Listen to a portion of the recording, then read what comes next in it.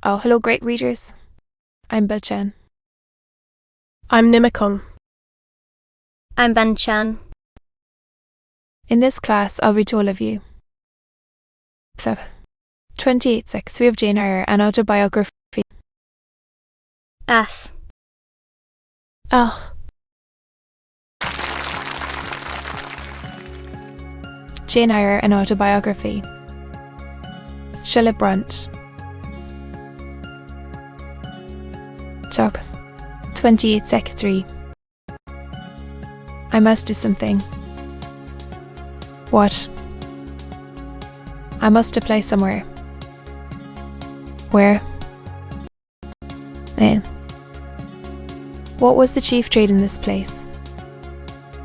Some more formula bars. A good deal worked at Mr. Oliver's needle factory.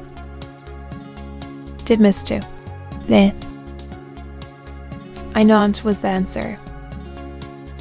Some does one thing, and some another. She seemed to be tired of my questions.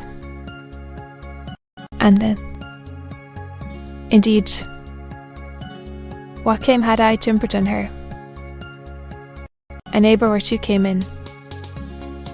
My chair was evidently wanted. I took leave.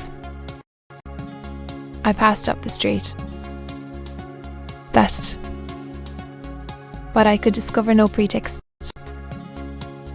nor see an inducement to enter any. I rambled round the hamlet, going sometimes to a little distance and returning again. For an hour or more, much exhausted, and suffering greatly now for want of food, I turned aside into a lane and sat down under the hedge. Ere many minutes had lapsed, I was again on my feet. However, and again searching something, a resource, or at least an informant.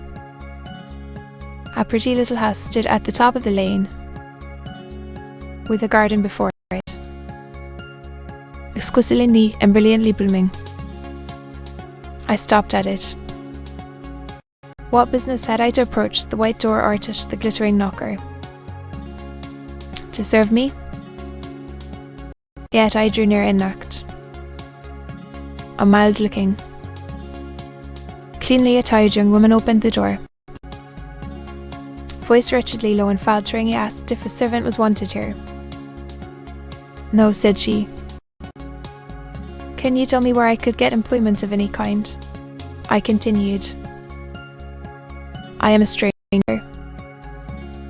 without acquaintance in this place. I want some worked. But it was not her business to think for me, or to seek a place for me. Besides, in her eyes, how doubtful must have appeared my character. Pigeon.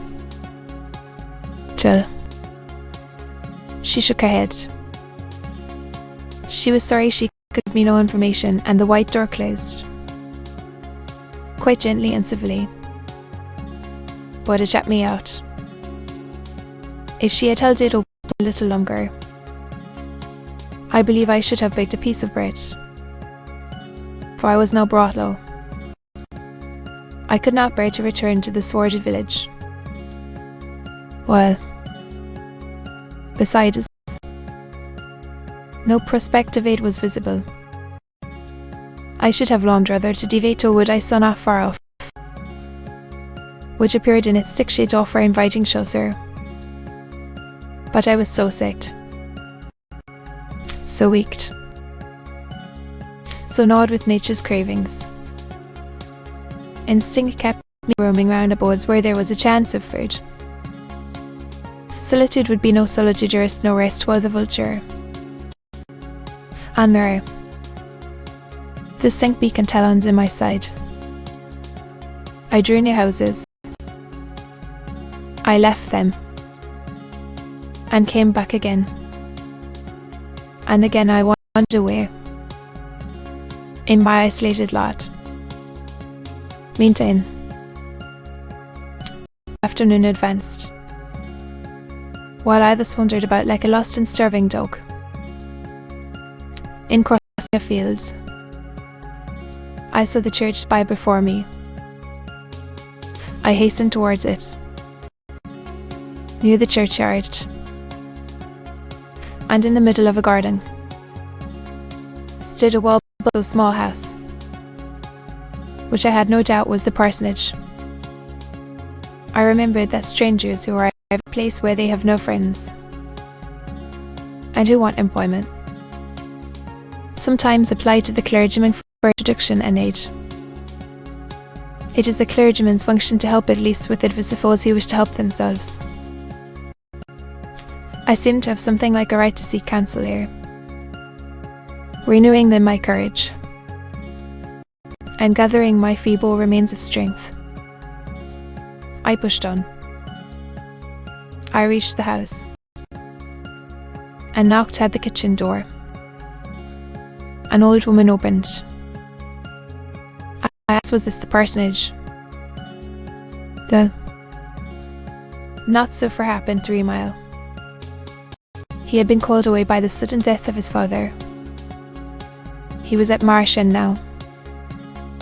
No, there was naught but her, and she was housekeeper and of her.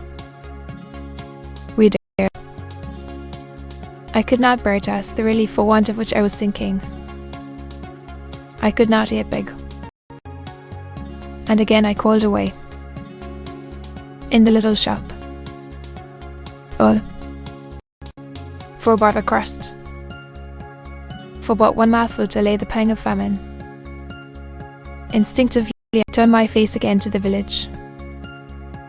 I found the shop again, and I went in. She looked at me with evident suspicion. Nay, almost desperate. I asked for half a cake. She again refused. How could she tell where I had got the handkerchief, she said. Though, we dare. It is not pleasant to dwell on these details. Some say there is enjoyment in looking back to painful experience past. Aloud. The moral degradation, blent with the physical suffering, formed too distressing a recollection of her to be willingly dwelt on. I blamed none of those who repulsed me. I felt it was what was to be expected, and what could not be helped. An ordinary beggar is frequently an object of suspicion. A well-dressed beggar inevitably so. To be sure, what I begged was employment. But whose business was it to provide me with employment? That certainly. To be continued.